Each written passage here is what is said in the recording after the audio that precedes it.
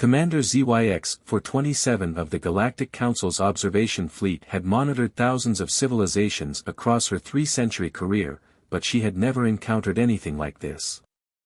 Her crystalline touch interface displayed the same impossible reading for the 8th time: 0 human life signs on Earth. "Run the planetary scan again," she ordered, her bioluminescent patches pulsing with agitation. The bridge crew of the Stellar Observer worked in tense silence, their various appendages moving across control surfaces with practiced precision. "Commander," First Officer Rax 8 called out, his electromagnetic sensory field crackling with distress, "the results are the same. No biological signatures matching human parameters anywhere on the planet or in orbital stations." ZYX-427's external membranes rippled as she processed this information. Just yesterday, routine surveillance had shown Earth's usual 7 billion human life signs. Their civilization had been thriving, advancing at their typically chaotic pace. Now, nothing. "What about their technology?" she asked, moving to the main observation screen. "That's the strangest part, Commander," Senior Analyst Ven 12 responded, her crystalline form refracting light in patterns of confusion. "Everything is still running. Power grids, internet infrastructure, automated systems, all functioning normally. It's as if the humans simply cease to exist while their civilization continues to operate." The Stellar Observer entered Earth's atmosphere, its advanced cloaking systems rendering it invisible to any remaining automated defense systems. They flew over New York, Tokyo, Lagos, Sydney. Every major city told the same story. Streets filled with empty vehicles, buildings humming with power but devoid of life, and not a single human in sight. "No signs of mass panic, no evidence of conflict," Security Chief Cole 3 reported, his metallic exoskeleton clicking as he analyzed defense readouts. "Whatever happened, it wasn't violent. There's not even any blood." Commander ZYX-427 had watched humanity for decades. She'd seen them survive global disasters, unite against common threats, and push the boundaries of their understanding despite their technological limitations. Their unpredictability had made them fascinating subjects for the Galactic Council's observation program. "Landing party, prepare for ground reconnaissance," she announced. "Full hazard protocols. Whatever did this might still be present." Minutes later, ZYX-427 led her team through the streets of Manhattan. The morning sun cast long shadows between skyscrapers, and a gentle breeze carried papers down empty streets. Digital billboards still flashed advertisements, and traffic lights continued their endless cycle of red, yellow, and green. They entered a cafe where half-finished cups of coffee sat on tables next to open laptops still displaying morning news feeds. A ceiling fan spun lazily overhead, and the espresso machine hissed quietly behind the counter. "Commander," Ven 12 called out, her crystalline form pulsing with excitement. "I'm detecting trace amounts of an unknown energy signature. It's unlike anything in our databases." Before ZYX-427 could respond, a holographic display suddenly activated in the center of the cafe. A message floated in the air, written in perfect galactic standard. "We knew you would come to investigate. Don't worry about us, we're exactly where we need to be. When the time is right, all will be understood. Until then, keep watching the skies." The message flickered and disappeared, leaving the alien observers in stunned silence. ZYX-427's bioluminescent patches glowed with intense curiosity and concern. In all her years of watching humanity, they had never acknowledged the Galactic Council's presence. Yet now, in their absence, they had left a message specifically for their observers. "Commander," Rax 8's voice crackled over the comm system, "we're detecting similar energy signatures activating across the planet. And, there's something else. The quantum fluctuation meters are showing readings that should be impossible." ZYX-427 moved to the cafe's window, looking up at the sky where the morning sun painted the clouds in shades of pink and gold. In all her years of observation, she had learned one crucial thing about humans: they never did anything without a reason, even if that reason defied all logical understanding. Send a priority message to the Galactic Council, she ordered, her voice resonating with the weight of the moment. Earth status report: humanity has vanished, but this is not their end. I believe, this is just their beginning. As her words transmitted across light years to the Council's central chambers, more holographic messages began appearing in cities worldwide. Each one different, yet all carrying the same underlying message: humanity had not fled, had not been destroyed, had not surrendered to some unseen force. They had chosen this, had prepared for it, had embraced whatever this transformation might be. And somehow, ZYX-427 knew, they had done what humanity always did: they had found a way to survive, to evolve, to transcend their limitations in ways that would force the galaxy to reevaluate everything they thought they knew about this young, unpredictable species. The investigation was just beginning, but already she suspected that humanity's disappearance would prove to be the greatest discovery in galactic history. Not because of where they had gone, but because of what they would become. The Galactic Council's emergency session chamber hadn't been this crowded in over a millennium. Representatives from 200 species filled the vast circular hall, their diverse forms creating a living tapestry of evolutionary paths. At the center, Commander ZYX-427's hologram towered above them, her bioluminescent patterns reflecting the urgency of her report. Within the last 72 hours, we've detected increasing temporal anomalies across Earth's surface, she explained, projecting a three-dimensional map of the planet. Swirling points of light marked each distortion. These anomalies share characteristics with theoretical dimensional bridges. The chamber erupted in overlapping voices, some speaking in frequencies beyond normal hearing, others communicating through pheromone bursts or electromagnetic pulses. Grand Arbiter NX-000, a being of pure energy contained within an ancient mechanical shell, raised his central processing core for silence. The Akkadian Science Directory has analyzed the energy signatures, a crystalline being announced, its faceted surface refracting light in complex patterns. They match no known natural phenomenon. However, they bear striking similarities to experiments our ancestors conducted while attempting to breach the barrier between dimensions. Before further discussion could unfold, First Officer Rax 8's urgent transmission cut through all communication channels. Commander, we've detected a life sign. It's human. The chamber fell silent as the coordinates flashed across the central display, an Antarctic research station, previously overlooked due to unusual energy interference.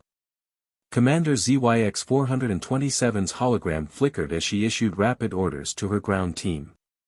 Hours later, in the howling Antarctic wind, a joint expedition of various alien species approached the isolated station. Its external lights still functioned, creating a warm glow against the endless white landscape. Security Chief Cole 3's metallic exoskeleton had additional thermal shielding, allowing him to take point. Inside, they found a facility that defied their understanding of human technological capabilities. Holographic displays showed calculations that seemed to bend the rules of physics itself. In the central laboratory, surrounded by humming machinery and walls covered in complex equations, they found him, Dr. Marcus Drake, quantum physicist and, apparently, the last human on Earth. The elderly scientist looked up from his work, unsurprised by the alien delegation. "I was wondering when you'd find me," he said, his voice steady despite his obvious fatigue. "I stayed behind to make sure someone would be here to explain." "Explain what?" Commander ZYX-427 asked through the translation field. "Where has your species gone?" Drake smiled, the kind of smile that suggested he was sharing only a fraction of what he knew. "We haven't gone anywhere, Commander. We've become what we were always meant to be." He gestured to the equations surrounding them. "Humanity didn't disappear. We evolved." "That's impossible," the Akkadian scientist interjected, its crystalline form vibrating with skepticism. "Evolution is a gradual process spanning generations." "That's biological evolution," Drake corrected, standing to approach a particular set of equations. But what about consciousness evolution? What if awareness itself could transcend its physical constraints? His hand trembled slightly as he pointed to a specific formula. We found the gateway between matter and energy, between conscious and superconscious existence. The aliens watched in growing concern as Drake's form seemed to flicker, like a television losing signal. Humanity discovered something remarkable, he continued, his voice taking on an ethereal quality. We realize that consciousness isn't bound to neurons and synapses. It's a fundamental force of the universe, like gravity or electromagnetism. We learn to transfer it, to free it from its biological prison. You're saying humanity chose to abandon their physical form? Commander ZYX 427's bioluminescent patterns pulsed with disbelief. Abandon? No, Drake laughed, his image becoming increasingly transparent. We transcended it. The messages you're finding across the globe? They're not recordings, they're contact points. Humanity hasn't left Earth, we've simply shifted our existence to a higher dimensional plane. We're everywhere and nowhere, watching, learning, becoming something new. Security Chief Cole 3's sensors suddenly went wild. Commander, the energy readings are spiking. Drake's form was now barely visible, his voice echoing as if from a great distance. Don't think of this as an ending. Think of it as humanity's greatest beginning. We're still here, still watching, still learning. And when the time is right. His image stabilized for one final moment, his eyes reflecting an impossible depth of knowledge. When the time is right, we'll help the galaxy understand what we've become. With those words, Dr. Marcus Drake vanished, leaving behind only his equations and machinery. But as the alien delegation studied his laboratory, they realized something even more disturbing. The equations were slowly fading from the walls, the machinery powering down in a cascade of dying lights. Commander ZYX 427 touched one of the fading equations, her sensory membranes detecting traces of the same energy that had taken humanity. Send everything we've recorded to the Council, she ordered. And prepare for a full planetary quarantine. Whatever humanity has become, whatever they're planning, the galaxy needs to be ready. As if in response to her words, every screen in the facility suddenly displayed the same message: don't fear the void. We'll see you on the other side. The message flickered once and disappeared, leaving the alien observers with more questions than answers, and a growing suspicion that humanity's transformation was just the beginning of something far greater than anyone could have imagined. Deep within the quantum archives of CERN, Commander ZYX 427's investigation team made a discovery that shattered every assumption about human technological advancement. Hidden beneath layers of seemingly mundane research data, they found evidence of a global project so vast and sophisticated that it had remained invisible to alien surveillance for decades. These energy signatures, Ven 12 announced, her crystalline form pulsing with excitement as she decoded another set of hidden files. They're identical to the ones we detected during the mass disappearance, but these readings date back 20 years. Security Chief Cole 3 interfaced directly with the facility's mainframe, his metallic exoskeleton processing terabytes of encrypted data. Commander, you need to see this. The humans didn't just stumble upon dimensional transcendence, they orchestrated it. Every major scientific breakthrough of the past 2 decades was a carefully planned step toward this evolution. The evidence was overwhelming. What alien observers had dismissed as humanity's chaotic, uncoordinated development had actually been an intricate dance of misdirection. The random advances in quantum computing, the seemingly disconnected breakthroughs in consciousness research, the peculiar focus on dimensional string theory, all of it had been building toward a single moment of species-wide transcendence. But how did they hide this from us? First Officer Rax 8 asked, his electromagnetic field crackling with frustration. Our monitoring systems covered every aspect of their civilization. Commander ZYX 427's bioluminescent patterns shifted to a deep, contemplative blue. They didn't hide it, she realized. They showed us exactly what they wanted us to see. We were so focused on monitoring their obvious activities that we missed the pattern hidden in plain sight. A holographic projection materialized in the center of the archive chamber, displaying a global network of interconnected research facilities. Each location had been conducting seemingly independent experiments, but when viewed as a whole, they formed a massive consciousness transfer array. The Internet Cat videos, Ven 12 suddenly exclaimed, her crystalline structure vibrating with the revelation. The endless stream of social media, the apparent addiction to digital devices, it wasn't just entertainment or social connection. They were conditioning their entire species to exist as pure consciousness, preparing them for the transition. The investigation team's analysis revealed more shocking truths.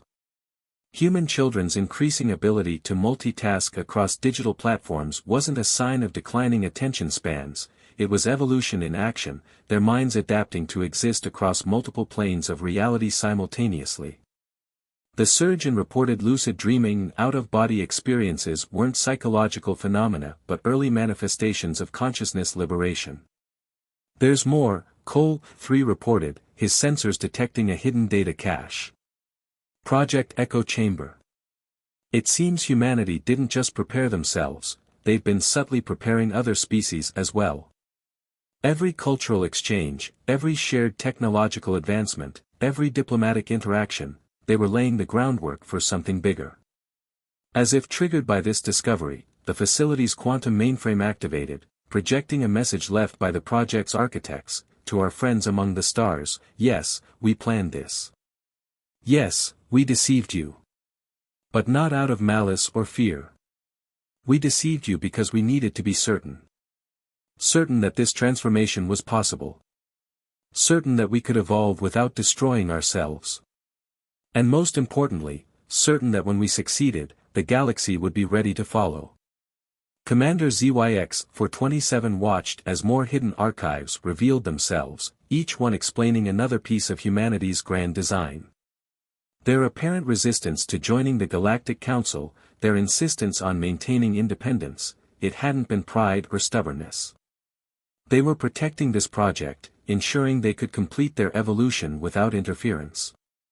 These readings suggest they're not just existing in a higher dimension, Ven 12 announced, analyzing the latest data. They're actively reshaping it, creating a new form of reality that bridges the physical and the conscious. They're building something beyond our comprehension. A final message appeared, this one encoded in quantum fluctuations that seem to exist in multiple time states simultaneously. We haven't abandoned our humanity. We've expanded it. The void you perceive is not an ending, it's an invitation. Humanity has always been defined not by our limitations, but by our ability to transcend them. Now, we offer the galaxy a chance to transcend with us. As the message faded, the archive chamber's systems began to pulse with familiar energy signatures. The same type of energy that had heralded humanity's disappearance was building again, but this time it felt different, controlled, focused, intentional. Commander ZYX-427 realized that everything, the investigation, the discoveries, even their presence in this facility, had been part of humanity's plan. They weren't just witnesses to history, they were participants in it. The next phase was beginning, and the galaxy would never be the same. Send an emergency transmission to the Council, she ordered, her voice steady despite the gravity of the situation. Tell them we haven't lost humanity. We found their invitation to join them in the next stage of cosmic evolution. The question is, are we ready to accept it? The energy signatures continued to build, and somewhere in the space between dimensions, humanity waited for the galaxy's answer. The Galactic Council's central chamber had never witnessed such discord. Representatives from across the cosmos argued as reports of strange phenomena flooded in from thousands of worlds. The transcendence energy that humanity had unleashed wasn't contained to Earth, it was spreading, reaching across spacetime itself. Commander ZYX-427 stood before the Council, her bioluminescence steady despite the chaos around her. The messages are appearing everywhere, she reported, projecting a series of recordings. Not just on Earth, but across every civilization that humanity ever contacted. The recordings played in sequence, a quantum computer on Proxima B displaying complex consciousness transfer equations. A children's playground on Kepler 186f where the swings moved in perfect synchronization without wind. A mining colony on Europa where workers reported dreams of existing in multiple dimensions simultaneously. Grand Arbiter NX-000's mechanical shell hummed with concern. They're offering us a choice, the ancient being observed, but the implications are staggering. To follow humanity's path means risking everything we are, everything we've built. To reject it, countered Ambassador Lyra of the Crystalline Concordat, might mean watching humanity surpass us in ways we can't comprehend. They've already demonstrated an understanding of reality that exceeds our combined knowledge. The debate was interrupted by Senior Analyst Ven 12's urgent transmission. Commander, you need to see this. The energy patterns, they're forming a network, connecting every point where humanity left their messages. It's like they're creating a bridge between dimensions. On the central display, a map of the galaxy illuminated with countless interconnected points of light. Each represented a location where humanity's transcendence energy had manifested. Together, they formed an intricate web of dimensional gateways, waiting to be activated. We're detecting conscious activity within the network, First Officer Rax 8 reported, his electromagnetic field fluctuating with excitement. They're not just leaving messages, they're actively observing us, studying our reactions, gauging our readiness. As if in response to his observation, every screen in the chamber activated simultaneously. The message that appeared was unlike any before, it seemed to exist in multiple states at once, simultaneously written and unwritten, present and absent. We see your fear. We understand your hesitation. When we began this journey, we felt the same. But evolution has never waited for certainty. Our offer remains, join us not in abandoning your nature, but in expanding it. The universe is vaster than any single form of existence can comprehend. We've found a way to experience it all. The message shifted, becoming more personal, addressing each species in the chamber in ways that resonated with their unique perspectives on existence. To the energy beings of the Helios Collective, imagine consciousness as unlimited as light itself. To the silicon-based Crystalline Concordat, picture awareness structured like perfect lattices, infinitely expanding. To the quantum-linked hive networks, envision connection unrestricted by space or time. Security Chief Cole 3's sensors detected a new phenomenon.